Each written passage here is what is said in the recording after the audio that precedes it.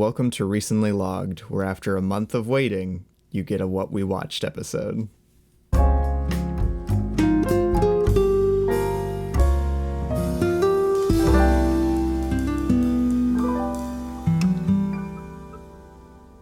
Hello. Hola. Welcome. I mean, we already welcomed you. Yeah. But you do this a lot. I know. We welcome, like we do. I feel specific welcome intro every time. I feel the urge to welcome people to a new segment, Micah. But anyway, my name is Robbie. And I'm Micah. As stated. And together we are recently stated? logged. Who states well, it? I said Micah. I addressed you by name. But anyway, recently logged, we discuss movies, and this week we're discussing a lot of movies. Yeah, it's been a while since we've done an episode. A lot of crazy stuff happened. First, I had to work a bunch to get ready to go to a convention. Do a job. Then we went to the convention. That was it. That was pretty much it. But it took all the Mondays. Yes. The convention was very cool. We went to Dragon Con. I went all 5 days. Robbie showed up for 1 day. I was there for 1 day, and it was pretty cool. I'm planning on going next year. So. Had fun. Watched some movies there, actually. So I did not, alas. But yeah, that's why we are not here doing, what is it? Dog days? Yes. I think that's the next one. Yeah, that'll probably end up being the last one we do. I doubt we'll do the fourth one at this point. Switch over to, because those are back to school stuff. And I know people are still in school, but we're about to hit fall. Yeah, I did not anticipate a month hiatus in between the Diary of a Wimpy Kid series, but here we are.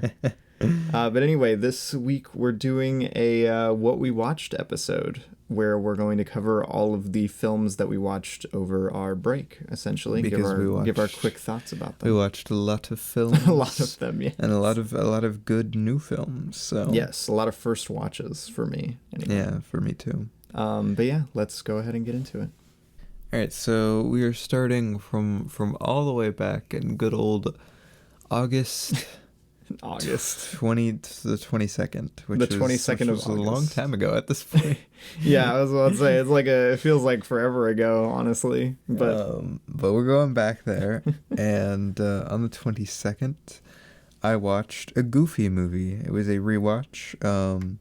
Obviously, grew up on a Goofy movie. It's one of our mom's favorite movies. Yes. And, maybe my mom has good taste, because this movie is actually very, very, very, very, very good.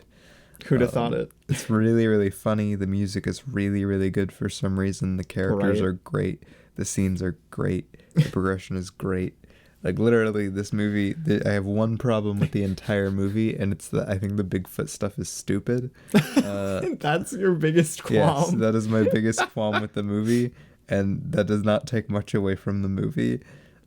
So a Goofy movie is a confirmed masterpiece, and for some reason a musical, but also a great musical. Micah's Goofy movie great, but they should have cut the Bigfoot stuff. I don't know why it's there, Robbie. I think it's fun. I don't know. Shout out to Roxanne. I give it a 5 out of 5. On the 22nd, I watched Jack Whitehall's Netflix special, At Large. It was pretty good. Luke is trying to get me into British comedy. I give it a 4 out of 5. On the 23rd, I watched Chip and Dale Rescue Rangers. Rescue Rangers. This is a rewatch. For some reason, I was just randomly in the mood to rewatch it. And in the mood for some John Mulaney. It was it's fun. It is fun. What can I say? I think I liked it more on the rewatch than I did even watching it the first time. Just because I knew what to. I was about to say you could curb your enthusiasm for it. So it's just kind of stupid and fun, and I like all the different characters, and there's some really fun things like the puppets and the different mediums and everything that they use. It's a neat little movie. It's a fun movie. I gave it a 3 out of 5. Nice. And then I think later that day we watched Venom: Let There Be Carnage for the very first time. Finally caught it. Sequel to Venom. from director Andy Serkis. Yeah. Who made a kind of bad Jungle Book movie, if you remember that. I didn't watch it. I was kind of cautiously optimistic for Venom Let There Be Carnage because of that, but this was a lot better. So. Yeah, I mean, I'd heard from a lot of people that that they let this one kind of be more fun, and I definitely think they did that. Yeah. It's still not like perfect. There's still just so much about these movies that are kind of, I don't know, especially this one even more so than the first one. There's some element about it, especially Eddie in this one, that's just like really unusual. Yeah, it feels just strange. Like not even inherently bad, just kind of strange. Yeah, like the filmmaking, the writing, I don't know what it is, but there's something that's very odd about it. But it's very fun. Like, this movie is very fun. I chalked most of that up to bad pacing in this one, though. Yeah. Let There Be Carnage. I think the pacing is definitely probably one of its, like... its biggest downfall. Biggest downfalls. Yeah. But, you know, it was, again, fun.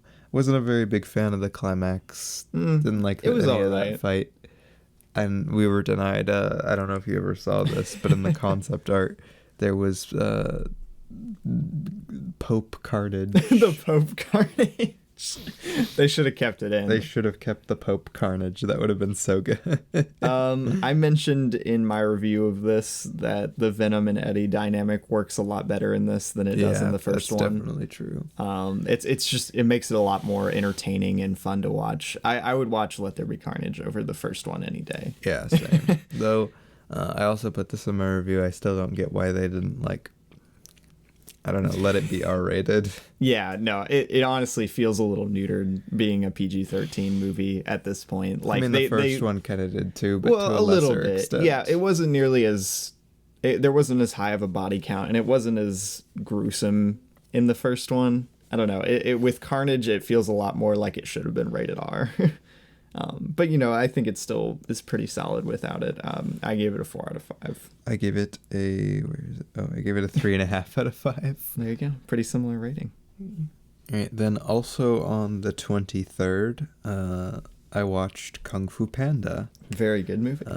This is obviously a rewatch. I think this was like this is my 4th time logging it, but I've seen it way more times than that. Yeah, I was about to say, it was probably like your 6th time watching it or something. We watched it a lot before we got on Letterboxd.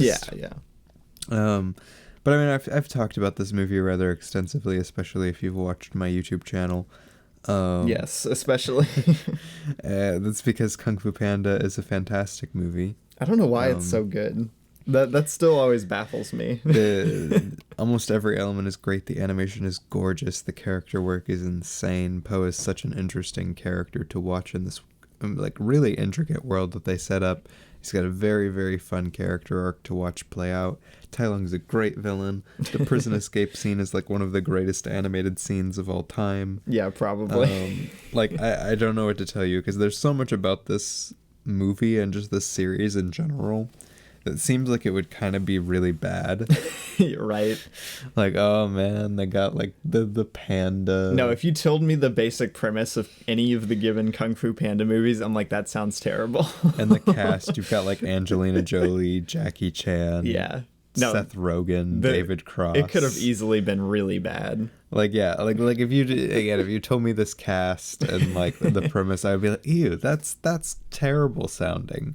But somehow it works to being like one of the most fun, funny, well-paced, like written, best-looking animated, like 3D animated movies I've ever seen. It serves as a surprisingly touching like American ode to kung fu movies, even though it's an animated DreamWorks movie about a panda. Very weird how it turned out how it is, but I love it so much. I gave it a 4.5 out of 5. Very good. Then on the 25th, I watched I watched I Am the Pretty Thing That Lives in the House. Were they the pretty thing that lived in the house, Micah? An indie movie from the director of Gretel and Hansel. Ooh, if you recall. Solid picture. That movie. Also an indie movie. Also a horror movie. This one definitely feels far lower budget than that one. Okay. And also earlier in the writing. there's a lot of really interesting things going on here, an idea, like clearly he had like a good idea for this, but especially with how I watched it, because I was in the middle of something when it was on, like I was working and everything, I could not give it my full attention, and I feel like that would definitely did it a disservice because it just didn't like, I don't know, it didn't click with me in any way. I want to rewatch it to like, I don't know, give it another chance because it's a very atmospheric, very kind of slow movie. I really want to see it, so I'll happily rewatch it with you. But it's also very much like an indie movie, so I don't know. It doesn't look that great for some of it, but then it looks really, really good in other parts, so I don't know what to say. It's a very odd movie. Like Master Builder kind of thing? Yeah. I gave it a 3 out of 5. It's a very odd movie. All right. Then on the 25th, I watched I Know What You Did Last Summer. Watching all the movies, Micah. Rewatched this because I was curious, because I liked this, and I wanted to think about what I would do if I did a video on it, which I kind of wanted to do. And very whack. Very good movie. I like the entire time I was trying to like examine what makes it so weird, because there's definitely a lot of very weird elements going on here. It's surprisingly compelling, but like there's not much actually going on in the movie. No, like the screenplay actively is like almost contradicting itself. Mm-hmm. It's very interesting. I think it's a very unique story. I very much want to do a video on it still. But I really still love it, and I really like the cast. I really like the horror. I like the setting. The setting is so fun. The filmmaking, like it's really just a genuinely really fun film in my opinion. And I gave it a 4 out of 5. Very nice, very nice. And then on the 26th, we sat down and we rented Get Out. Yeah. Since we had just seen Nope, we were itching for more Jordan Peele. Okay. So story time here. We'd spent well, we had gone to like Walmart and stuff all the time. And, you know, all the time before Nope came out, you would just see, you know, like Get Out and us lying around, like everywhere. Like I would just see them. Yeah. I would just be like, oh, look, just there's like Get Blu-rays Out. and Get Out. There's us. And, you know, we never picked them up just cause, you know. And then we watched Nope. And we were like, man, we ought to watch Us and Get Out. Yes. We should do that. And then we're like, oh yeah, we could just like run to Walmart. Run over to Walmart, pick up a Blu-ray. Pick up a Blu-ray for it. We went to Walmart. There was nothing. We went to another Walmart. There was nothing. We went to a used Blu-ray store. There was nothing. We went to Second to Charles. There was we could not find Get Out or Us after Nope came out. I still haven't found one in this store. I mean, I guess it shows how in demand Jordan Peele is. Well, save for that DVD copy we just saw at Walmart, but DVD. Blech. But no, like it was very funny. But we ended up wanting to watch this enough at the time that we rented it. Yes. And I'm very glad that we did. Yeah. I mean, lots has been said about Get Out at this point. I mean, it's kind of a modern horror classic, and I after seeing it for a very good reason. Yeah, I was about to say after watching it, I put in my review to like kind of, you know, I remember when it came out and everything. I mean, it wasn't that long ago. Yeah, no, it wasn't that long ago. But like just the cultural energy that this movie had for like horror and for Jordan Peele being like a first-time director. I can't believe this is a debut, man. Like it was just like a crazy stacked kind of like movie that had so many people talking, so much going on with it, and like you just feel that in it, like how much energy it has going with it, to understand why it became so big. Well, I mean, it's one of the most gripping horror movies I've ever seen. Like you can't. It's very difficult to look away from this movie for even a second, you know. But man, like this movie is fantastic. The screenplay is like one of the tightest screenplays I've ever seen. So good. The cast is outstanding. The settings, the ideas, like just like everything about this, the way they play with it, the way they pace it, I don't know, man. This is pretty much a perfect movie. Yeah, no, it's a masterwork, and like I said, I'm really surprised something this rich came out of a debut. Like, I know Jordan Peele had been working like in the entertainment industry for many years now. Yeah. But as a jumping off point for a director like into movies, this is crazy. This is unprecedented, Right. really. Well, not only that, but outside of like comedy, this was like his writing debut. Yeah, for movies. He wrote a great screenplay, man. It's crazy. But yeah, Get Out. Hot take, very good. I give it a 5 out of 5. I also gave it a 5 out of 5. Also, shout out to Jordan Peele still with his names and his poster colors. I like that it's like white, red, blue, He's like doing the a color 3 colors scheme. trilogy, Mike. And then like it's like Get Out, Us, Nope. They're very like it's very like it's a very neat, aesthetically it's a very pleasing neat to sit next to each other. Yeah, I don't know. Some directors have like the weirdest filmography, but Jordan Peele keeping it tight. I like it. But yeah, that was 5 out of 5. And then on the 28th. The 28th. Yeah. You watched some stuff before the month was out. On the 28th, I watched The Simpsons movie. It was a rewatch. I don't know. I was randomly in the mood for it. You don't have to sound so excited about it. Mike. It's still fun. It's still not my favorite thing in the world, but like it's fun. It's a very easy, like, funny movie to just turn on and rewatch at random times. So Micah says Simpsons funny movie. Well, so far I've liked the show better than I like the movie still, but we're still early Simpsons. Yeah, we just finished season 4. Very good. But fun movie. I gave it a 3.5. I'm looking forward to watching that. Then on the 30th, I watched Okja. I was in the mood for it after Robbie got the Criterion. I didn't end up watching his Criterion. Yeah. But that was like there was a lot going on. You had to suffer the woes of getting streaming, Micah. We were getting our plumbing fixed and everything. My goodness. Lots of plumbing problems at the end of the month. That was an interesting end to the month for sure. But yeah, I mean, Okja, I love Okja. It's fun. Who doesn't love Okja? Poignant. I know how to say poignant.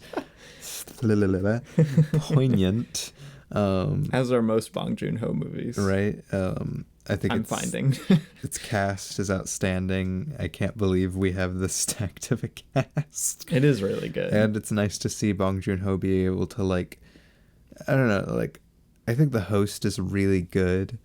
But I think this balances its tone between its comedic moments and its serious moments a lot better than The Host. Yeah, I think I prefer Okja to The Host, but it's marginally. Like, I don't know. That's just a preference. I don't think it's necessarily better. But no, I'm just saying, like, this is later in his career, and you can definitely feel like the growth and understanding of how to balance those tones. Oh, yeah. Because he's a very, like, I don't know, he's definitely seems like, with everything I've seen from him, a director who likes to do kind of goofy, serious movies. Yeah.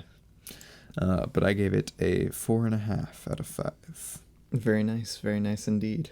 And then on the 2nd, I watched Thoroughbreds for the first time. That 2017, I assumed it was going to be a lesbian movie. I was like kind of right. So half right. I was like half right. They're only a little bit of lesbians. It's only a little bit lesbian-y. So, but yeah, Thoroughbreds. It was good. Very good, in fact. My friend Adam recommended it before it left HBO Max, so I watched it. Very, very good. I don't know. It was technically very well shot, and the central performances were really, really good. Can't wait to watch it. It builds tension in a really interesting way. One of the better thrillers of the 2010s, I have to say. It was very, very good. Good movie. Was the thrilling factor that it might be vaguely lesbian, apparently? No. And what's her name? I'm forgetting her name now. Anya Taylor-Joy. Anya Taylor-Joy, yes. That's the thrilling part. Like her performance alone, and Olivia Cook. Both of them are really, really good in this. Well, on the 2nd, wait, did you say what you rated it? Yes, I rated it a 4.5. On the 2nd, I watched Blade Runner for the first time at DragonCon. He's running with a knife, Mike. It was the final cut. Yes. I don't know. It was very, very cool. Very neat experience watching it there for the first time. Very beautiful movie. I really That's an understatement. I really ended up loving it. I'll talk about it more in a bit. Yes. And I watched a lot of movies in the second. I also watched The Other Guys, per my sister's recommendation, if you remember her from the Igor episode back in like season 2, I think. Not my cup of tea. I hadn't seen, I don't think, any Adam McKay movies up to this point. And this was good. Like, it was solid, but it was not for me. I did not enjoy a lot of the comedy, but, you know, to each his own. I gave it a 3.5. And then after that, I turned on Something Wild per Yossi's recommendation. If you remember him from the Multiverse of Madness episode. Something Wild, I had mentioned that I needed to see more Jonathan Demme movies, and Yossi suggested this. So I watched it, and it was very, very good.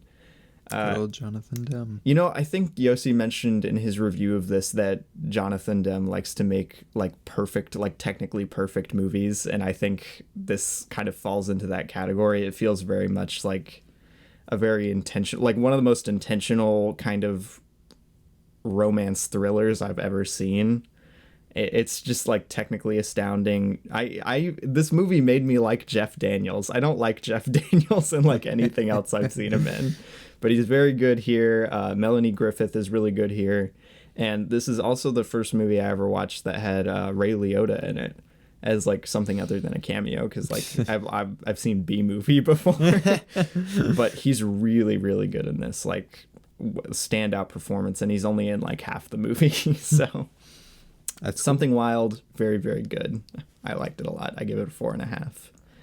And then that evening, I watched An Affair to Remember. My grandma bought me a Blu-ray for this movie. Very nice Blu-ray. Robbie, did you remember the affair? I honestly forgot I watched this. I was making the episode art for this, and I was like, oh, An Affair to Remember. I completely forgot that movie existed. But yeah, An Affair to Remember. It was good. Features many of the Cary Grant-isms of the era it was made in, like the late 50s. And I mean, it's a Cary Grant like role. It basically functions as a vehicle for him, but you know, it was fun. There were a lot of really good narrative ideas, just none of it really hooked me in the way I think it was hoping it would, you know. I was bored for probably about half the runtime, but some of the character stuff is really, really good, and I can see why a lot of people really love it. But I gave it a 3.5. You can see why people would say it. Yes, I could. I could see it. Did I watch this many movies? Yeah, I didn't watch another movie until the 5th. So okay. On the 3rd, I sat down and watched The Last Black Man in San Francisco for the first time. A24 movie from back in 2019. Very, very good. I had heard that it was good, so I bought the Blu-ray for it actually, I don't know, like a couple months ago now, and I hadn't watched it until now. It's very good. Joe Talbot, I want to see more of his movies. Jimmy Fails is really, really good in this. Like, really good. But yeah, very good movie. Really, really well shot. The production design is great. I don't know. It's one of the best looking movies I've ever seen, I think. And also, Emile Mosseri's score for this is really good too. I think between this and Minari, he's like probably my favorite modern composer. Michael Giacchino's still up there, but you know, very good movie. Last Black Man in San Francisco, I gave it a 5 out of 5. And you know, before too long there'll be no more. There's only one. There's only one guy left. So what are they gonna do? And then I popped in another double feature on the 5th. I watched Miami Vice and The Kingdom back to back because for some reason I wanted to watch Miami Vice. I'm a big Michael Mann fan from what I've seen so far. I bought a Blu-ray double feature that's like, it's so weird. I've never seen anything like it really, but like they have the two movies, Miami Vice and The Kingdom, on the same disc, and like the casing is like split 50-50 and the disc cover is split 50-50 and the DVD, like the menu is split 50. It's just weird. I don't know. It struck me as weird, but I watched Miami Vice. It's very good. You get Colin Farrell saying mojitos like 50 times. But yeah, really good chemistry between the main cast. Michael Mann just really does digital filmmaking with such zest. Like, I don't know how he does it. Zest, yes, that's how I would describe it. But it's a really fun movie.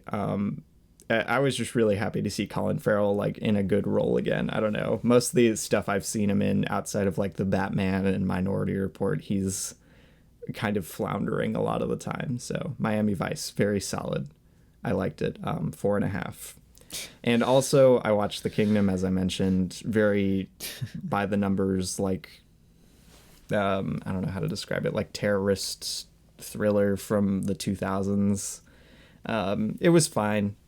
I gave it a 3.5. And then on the 5th. Yes, we got to the 5th. On the 5th. Wearing my voice out here. Yeah, so Dragon Con, if you don't know, is the first through the 5th. Yes. The first 5 days of September. But on the 5th, at Dragon Con, they were playing Alien. Surprisingly enough, another Ridley Scott film. Yeah. Shout out to Ridley Scott, man. So I went to this and I really, really loved it. Alien. I was very excited. I had seen Prometheus already, and I had just been like, I've been really, really excited by everything I had seen from the Alien series, and I had been looking to watch this for forever. And then we were gonna turn it on at home, but then like right when we went to go turn it on, it had just changed months, and they took it off of everything. I was so upset. Because like for the longest time, I think on Hulu they had Alien, Aliens, Alien 3. They even had Alien Covenant, dude. Like they had everything, and then I was like, oh yeah, let's watch them, and then they took them off. But anyway, I watched it. It was great. I can't believe this came out in the 70s. Like it's really it's a impressive. 70s movie? Yeah. What? I always thought it was like late 80s or something. 79, but it's still goodness. In the 70s. Wow. Sigourney Weaver is like really, really fun as a lead. It was really cool to watch her like have such a big role. You had the cat. You had the I don't know, like the horror in this is really great. The setting is really fun. The cast, like the cast of characters is cool. The twist with Bilbo Baggins was fun. Nice. And like, yeah, like this was just like, this is a classic. This is a classic of horror. I really for need a reason. To see it, man. And it like invented the alien spaceship horror in the modern sense, which is almost like a worn out genre at this point, like subgenre. Yeah, but I really can't wait to watch Aliens and not really Alien 3. I'm looking forward to Alien 3, but Alien Covenant, and I just like I'm very excited to watch the rest of this series because this was great. Cool, glad to hear. I give it a 5 out of 5. And that later that night, we watched Paprika for the very first time. Which I will start off with saying this too. Paprika was also playing at Dragon Con. Yes, the day I was there actually. And we went to it to go see if it was sub or dub, and it was dubbed. It was a dubbed version. Like I'm pretty sure every anime movie they played was dubbed, which it makes sense. It's an American convention. No. But like Boo. The weebs are there. Why not just play the subtitle? I don't know, man. Like it's very weird because I think like I don't know. Maybe I'm crazy on this because like most people I know agree to this, and like I think this like really like it really is like a big deal to watch the original audio. I mean, it's a very different experience. Yeah, like I feel like it's like very, but especially at Dragon Con, the anime crowd that's there, and I've just seen a lot of it in general, where so many people are just like, oh, you gotta watch the dub.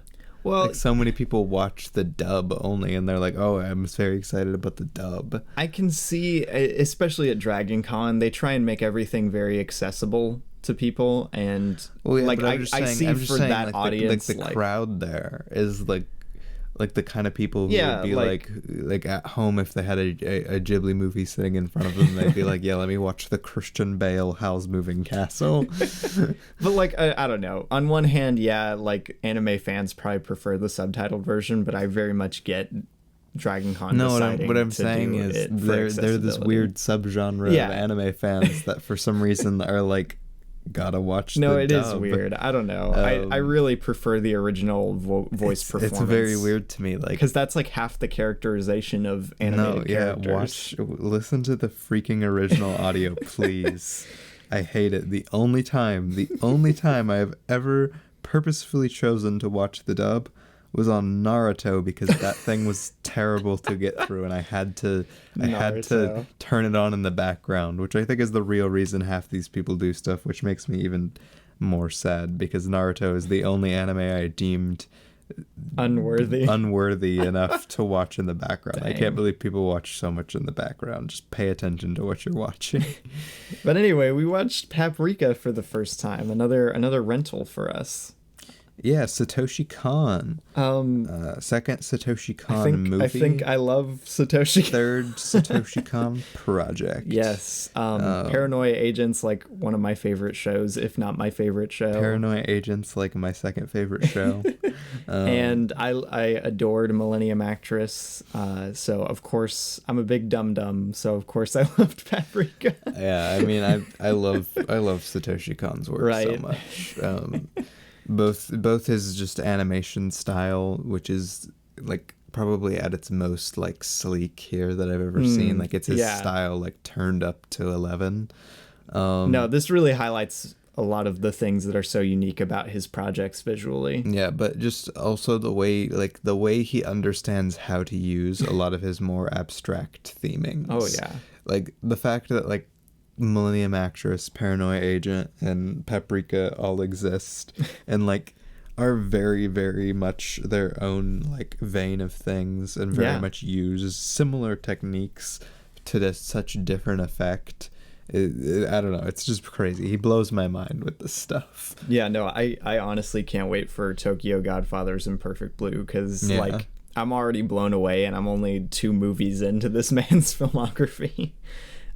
But Inception, I mentioned in my review that Inception was like the thing that sparked my love for filmmaking and my fascination with it. So like, of course I loved Paprika. I honestly probably liked this more than Inception, honestly. Oh yeah, no, I mean, I don't know if I prefer it to Inception. They're 2 wildly different movies. No, they're extremely different. The comparison goes as simple as like plot stuff is very similar. Of dreams, going into dreams. That's about it.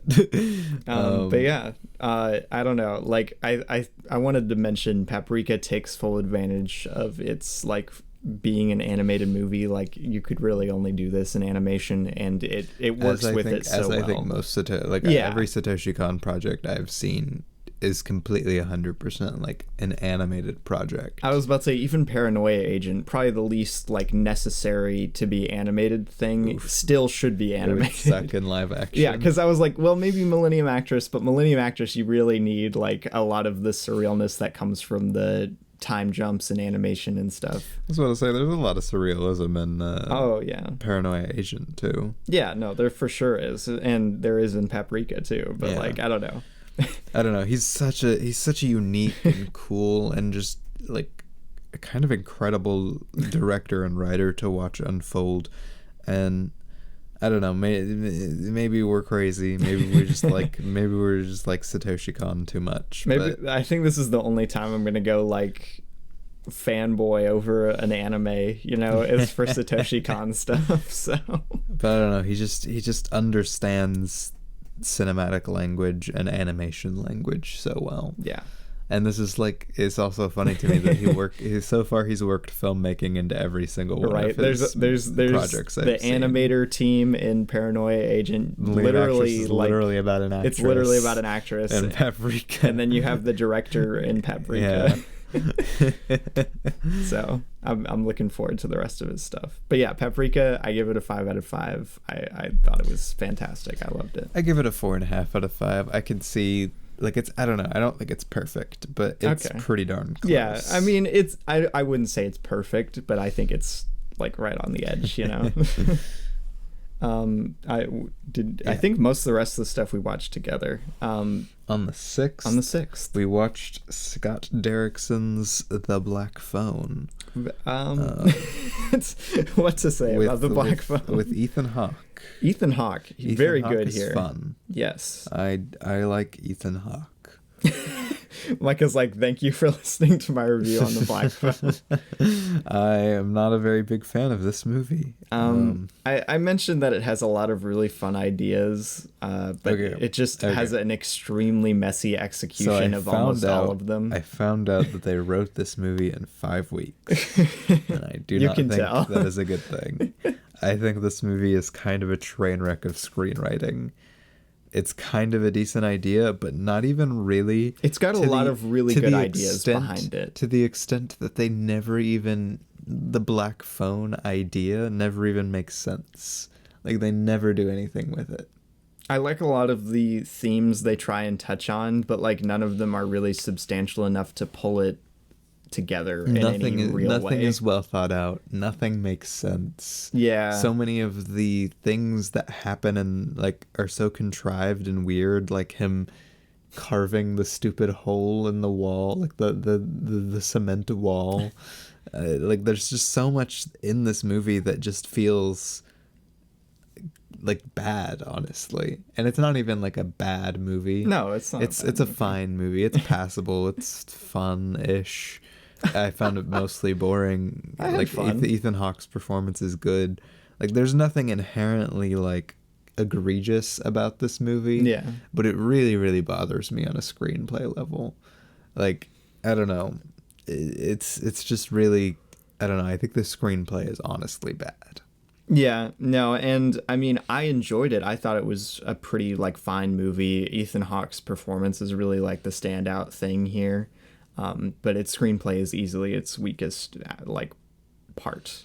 Yeah, it's and it feels a bit derivative of a lot of the like 80s media that we have right now, like Stranger Things and It and stuff like that. It very much feels like an ode to that, but like less of an ode, more of just like taking aesthetics and plot elements for like, their story. And like this main bad guy, like he's fun. Yeah. And he has a cool mask, but like they never even explain anything with him. He makes no sense. And it doesn't make any sense why he has connection to a black phone. It makes no sense why he's a magician. It makes no sense why he wears the masks. They never do anything with anything in this movie.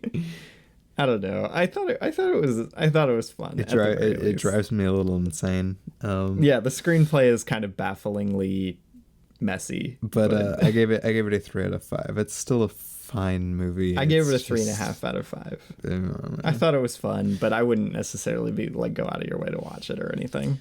Then we watched Tourist Trap. Yeah, per baby. A suggestion of Twitter out there doing the most, I guess. Suggesting horror movies. 70s horror movie. Yeah, some of my favorites. I really love 70s horror. Who doesn't love 70s horror? This is extremely derivative. Like it just feels so derivative of Texas Chainsaw Massacre.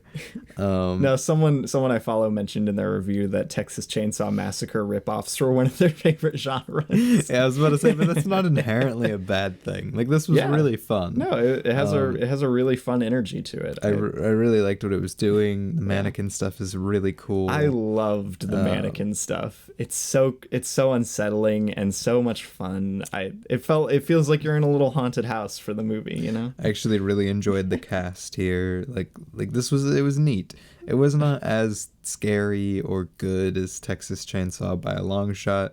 And dude, the ending of this movie is chilling, man. The ending of the movie is very cool. It's very good. I don't know, like, but it definitely uses its premise as a Texas Chainsaw ripoff in a very, very unique and fun way. It adds a really fun dynamic to it. And I was about to say, it very much justifies kind of what it is. Yeah. One of my favorite 70s horror movies now. I gotta say, it's just fun. Like I don't have too much to say about it because like I feel like it's very run of the mill. Like it's very simple. The plot's simple. There's nothing super standout inherently about the way it looks. I mean, I mentioned that the production design is really good and the score too. The mannequin special effects are fun. Yeah, I was about to say, I love the art direction for the mannequins and like all of the way it's lit and everything. They take the one guy's arm off. And that was so cool. That was so cool. Go watch Tourist Trap, man. Tourist Trap is fun. Movie. I loved it. I gave it a 4 out of 5. I gave it a 4.5 out of 5. Then on the 8th, we watched Lupin the Third, the First. Yeah, baby. The 2019 3D animated Lupin. Yeah. Very, very interesting. For those familiar with Lupin the Third, it's a very fun franchise. Yeah, I mean, this is probably, I think this is my technically like third outing with Lupin the Third, counting TV shows. Yeah, I've only seen Castle of Cagliostro, so I haven't. Which is most people's introduction because it's Miyazaki. Yeah, because it's pretty mainstream director doing a Lupin movie. Yeah. But this was actually really fun. This is like one of the first times I've ever seen 3D anime like actually look good. Yeah, it actually feels like a movie. I don't know. Like like Ghibli themselves put out Earwig and the Witch, and it just does not work. It just doesn't work. It does on a visual level. No. It simply it never fully clicked.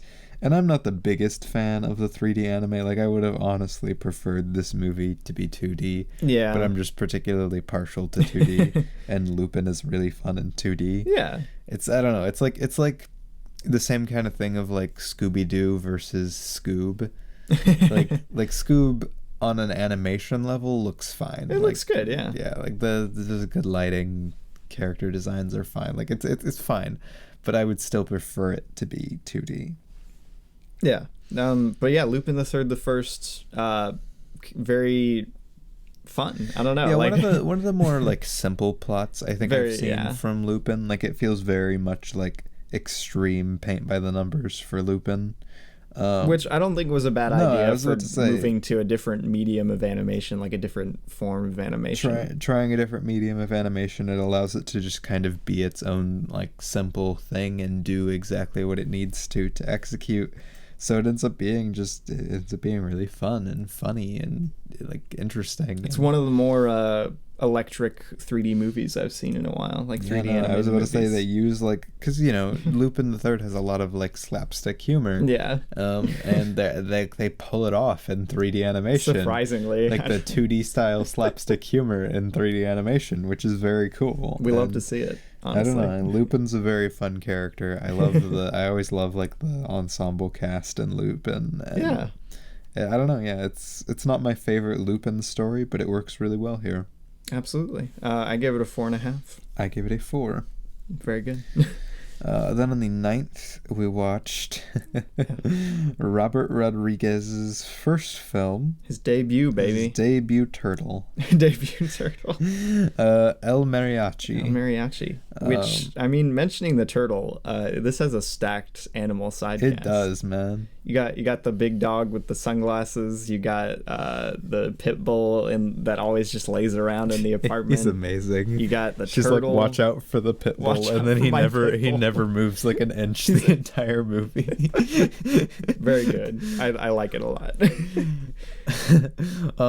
Robert Rodriguez is interesting for us personally, because technically speaking, like, we kind of grew up on Robert Rodriguez movies. For sure. I mean, a lot of people our age I was about to say watching Shark Spy Boy Kids. and Lava Girl, Spy Spy Kids. Like, that was like Robert Rodriguez for us. Yeah. And a lot of his like more adult-oriented movies, as we have like grown up and started like checking out more of his stuff and everything, from what I've seen, have been not the greatest. And, he doesn't have the greatest reputation for a lot of those movies. He's kind of, I don't know, a lot of people feel very oddly about his films, which they are very they're kind of odd in the landscape of modern film, but the one thing you pretty much always hear is like, this is like the best case scenario for his like live action adult oriented filmmaking. Oh yeah, no, it would be really hard to top El Mariachi, which is crazy, because this was not only his first film, but one of the lowest budget for an indie films I've ever seen.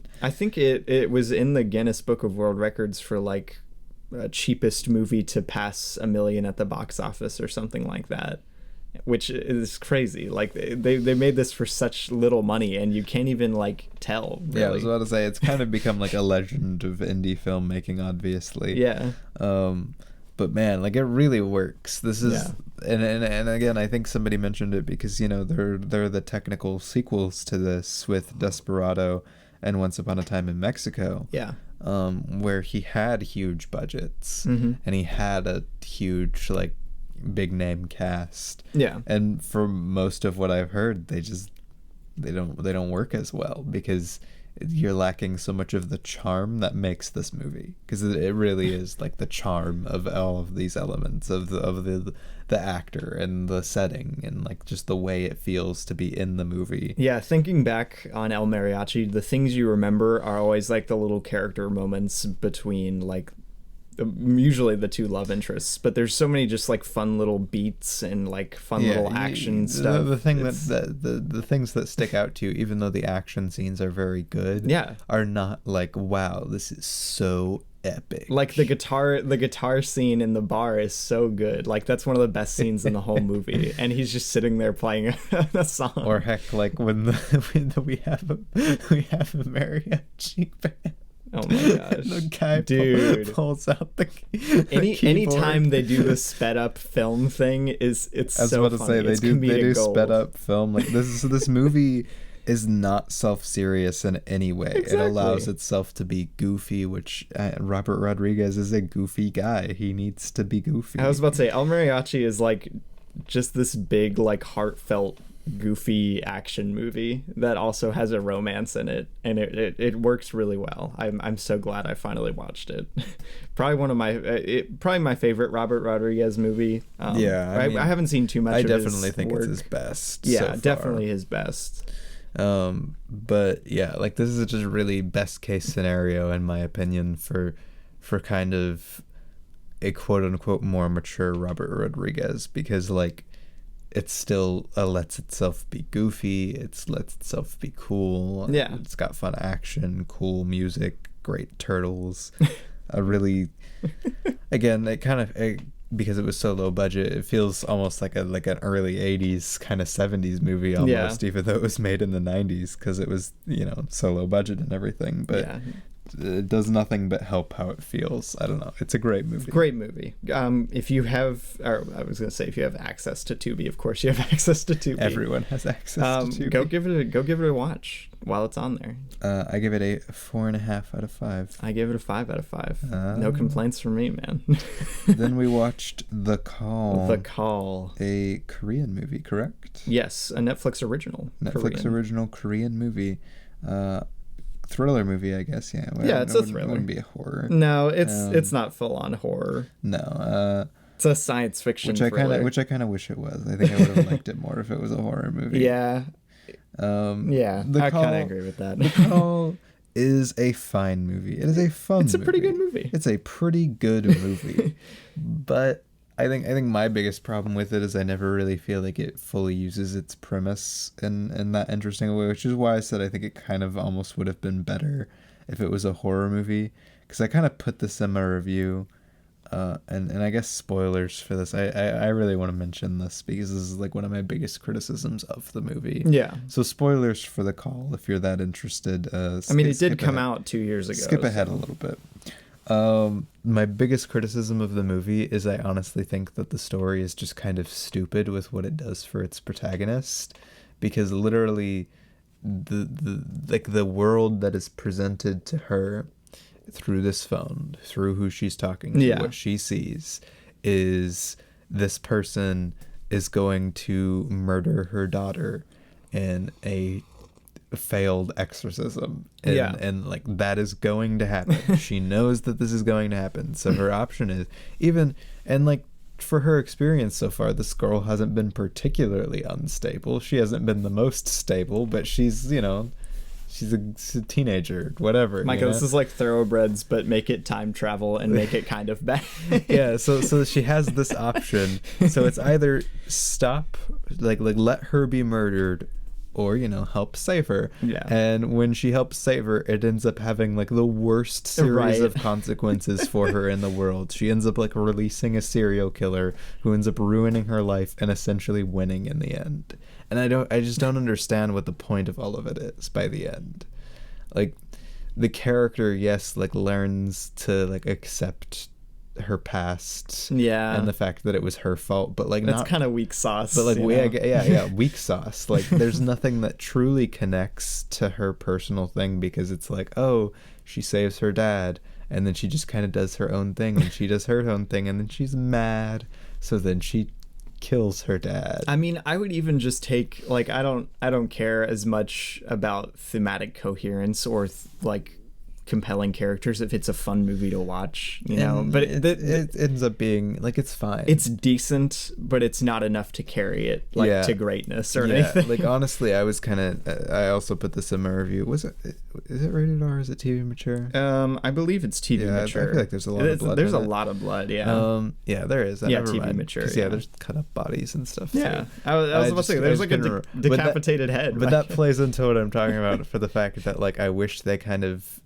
Again, I kind of wish it was. I wish this went like almost like a Funny Games kind of route, where it was almost like more disturbing. Having never seen Funny Games, yes. I've seen stuff from Funny Games, but like specifically disturbing, because like you have a very unique, like that's what I was thinking when I was going into this. You have a very unique premise of like this serial killer essentially can now directly affect stuff in this girl's life. Like she could do whatever she wants. She could like cut off a finger of the girl, and then her finger would be cut off, and apparently she would feel the pain in real time. Right, that's so weird. By the logic of the movie. And like they do the burning thing, and that was fun. Like it was a unique. But that was like the only interesting thing they really played with like horrifying things between times. Yeah. And I just think the plot doesn't really. It's just weirdly paced. Well, and a lot of the beats don't hit very well. Like just from that from that base problem that I mentioned between she had no choice. Like this was from the audience standpoint, the correct moral choice to make. Stop her from getting murdered. Stop a child from getting murdered. Whoops. like she's like, this child is being essentially abused at home very badly. Yeah. Like that's how she is introduced to this person, is her mom was trying to burn her alive. That's how, I don't know. It just doesn't work for me, even though it's still a fine movie. Yeah, I give it a 3.5. I just wish it was a bit more engaging, honestly. I gave it a 3.5 as well.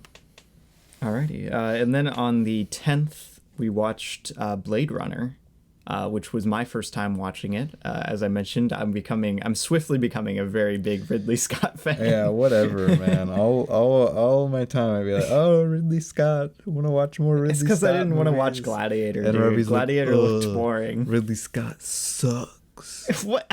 What? I hate Ridley Scott. He's a terrible director. Prometheus. What? And then I've loved literally every Ridley Scott movie I've seen. Like, loved it. But Blade Runner, one of the best looking sci-fi movies ever. Like the gold standard probably on how to use models in film. Oh, man, this is... And lighting. Man. Very well lit movie. I don't know what to say with this movie. Like, I will say on this day that we watched it, I was feeling really, really terrible. Yeah. I was sick, and I was like, you know what? This would be a good, like, sick late night movie. And it was. It was, yeah. It's very atmospheric. It's very beautiful. I've heard the theatrical cut is a little embarrassing. I don't understand what happens with Ridley Scott movies and their theatrical cuts. Right. But the final cut, which is what we watched again, it's just like, it's so well paced. It's so well worked out. I really love all of the beats. I love the characters. I don't know, man. It's so weird to me. Beautiful. A lot of the reviews I saw of people I follow, like, who didn't like Blade Runner nearly as much as I did, which I loved it. I think it's one of the best sci-fi movies of probably all time. But, yeah, I mean, I would tend to agree. But a lot of the things people were pointing out,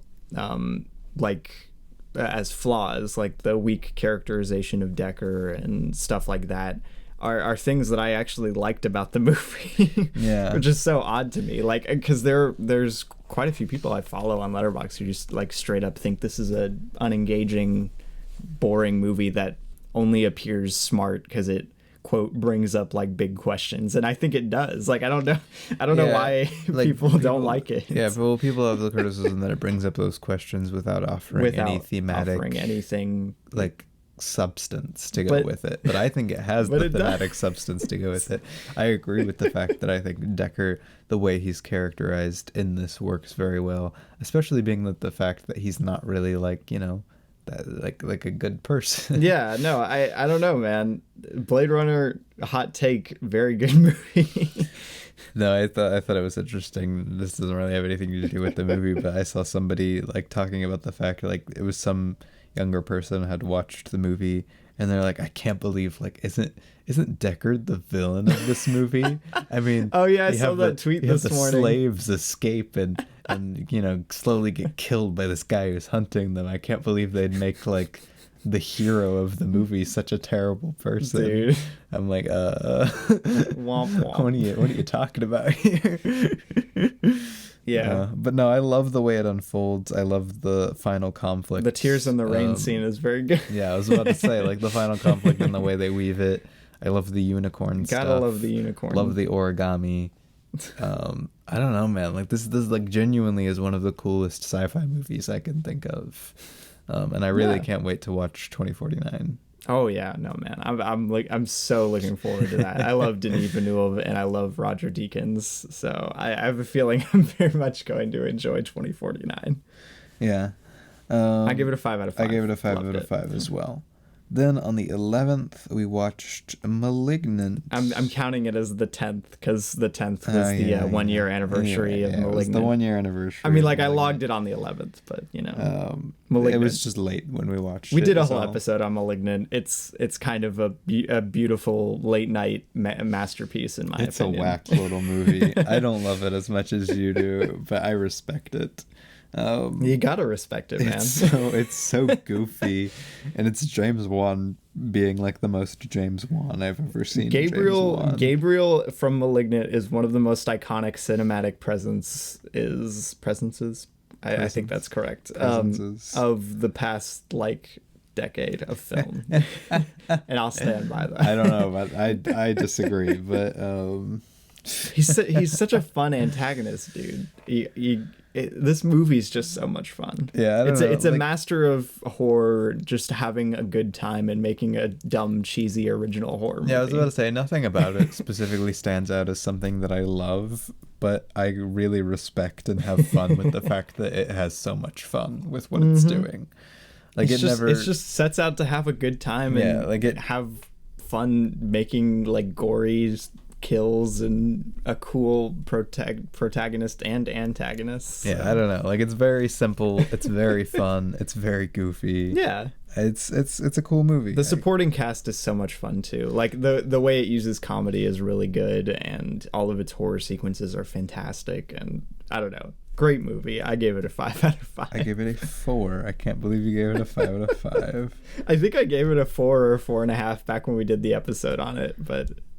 My opinion on it has shifted for the better. Right, I need to wrap up here. Yeah. I mean, we're on our last movie. I know, but then the very last night, we watched Village of the Damned. Village of the Damned. The 1960s version, not the Cronenberg one.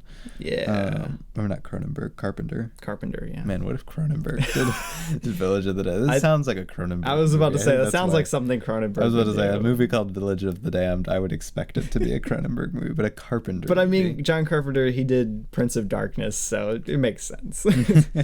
And, you know, it's fine. I thought it was great. It didn't really work for me.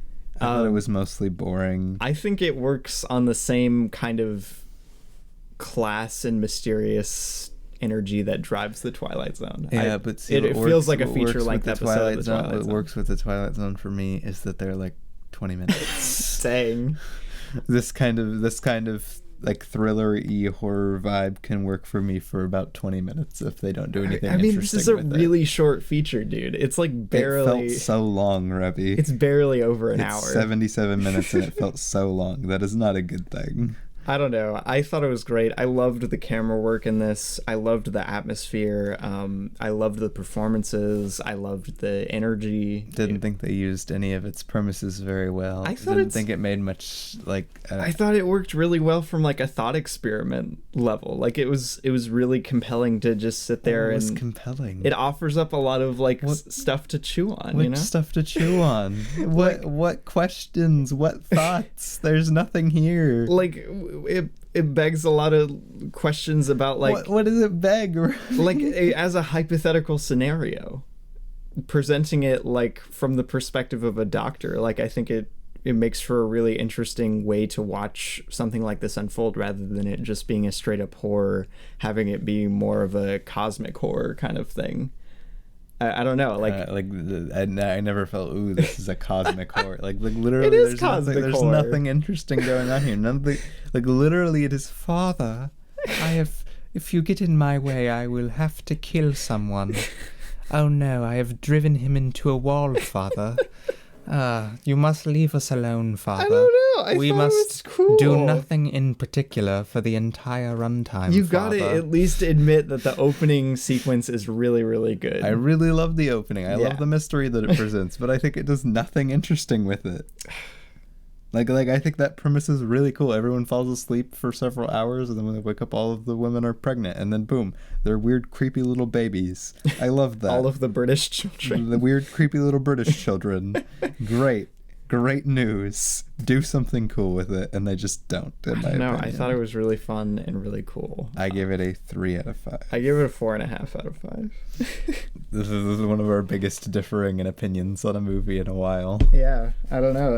I thought it was great. I thought it was fine. Can't recommend it enough, man. I would not watch it again. The camera work, man. It's kind of like the Killer's Kiss almost. No, Robbie. Killer's Kiss Killer's Kiss is one of the most beautifully shot movies I've seen. Not. This is not anywhere near as good looking as Killer's Kiss. No, it doesn't look as good. I'm saying visual storytelling wise, which it's not as good. It's still not as good. But I'm saying strictly from visual storytelling, I think it's a really, really solid movie, and that's something I would compare it to. Whatever. I don't know about that. But anyway, that is what we watched. That is what we watched. Over the almost month-long break we took, quite unintentionally. Shout out to Dragon Con for real. Can't wait to go next year. I was searching for the word. Very, very fun. Watched some really good movies. Watched a lot of movies for the first time. I gotta get ready to go to work. So have a good week, everyone. We'll be back hopefully next week with Dog Days. Dog Days. Look forward to it. Plan on it. Go watch a goofy movie. Go watch Get Out. Go watch Tourist Trap. Go watch Alien and Blade Runner. Go watch Paprika. Oh, yeah, man. Go watch El Mariachi. Paprika and El Mariachi. Have fun. So many good movies. Watch cinema, guys. Go do it. Do it. I dare you. We dare you. Now you have to. Now you have to.